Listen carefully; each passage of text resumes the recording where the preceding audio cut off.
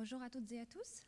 Vous avez certainement tous entendu parler de ces 4 enfants qu'on a retrouvés au fond de la jungle amazonienne, entourés de dizaines d'animaux venimeux qui auraient pu les tuer. Le venin, c'est mortel, mais je suis venue vous dire aujourd'hui que ça peut soigner et sauver des vies. Plusieurs peuples, depuis l'Antiquité, utilisent les venins d'animaux, entiers ou bruts, pour traiter d'innombrables maladies telles que le diabète ou encore l'hypertension.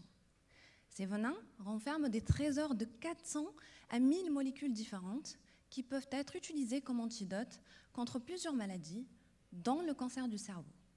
Alors pourquoi le cancer du cerveau? Parce que ce cancer foudroyant touche chaque année près de 4000 nouvelles personnes en France, avec des chances de survie de 5 ans avoisinant les 5%.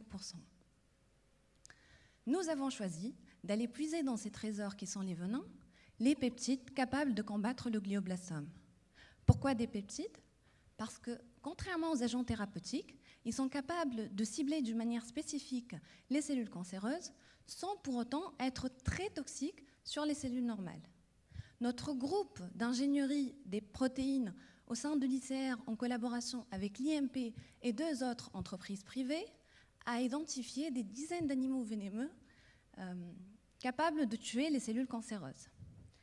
Parmi ces venins très actifs sélectionnés, une molécule, parmi des centaines d'autres, a été isolée et son identité a été déterminée, c'est-à-dire ses caractéristiques physiques et chimiques. Après cette longue première étape, nous avons décidé de concentrer nos travaux sur 6 composés actifs.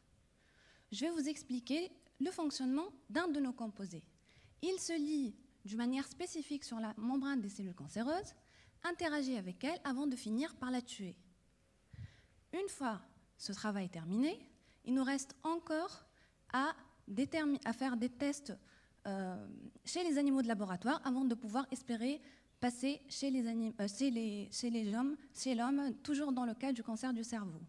Alors notre but ultime, c'est de pouvoir déterminer ou identifier un peptide qui soit court, stable et surtout non toxique sur les cellules normales. Croyez-moi, nous sommes impatients et enthousiastes à l'idée d'aboutir à un médicament potentiel à partir de ces venins qui font si peur. Je vous remercie pour votre attention.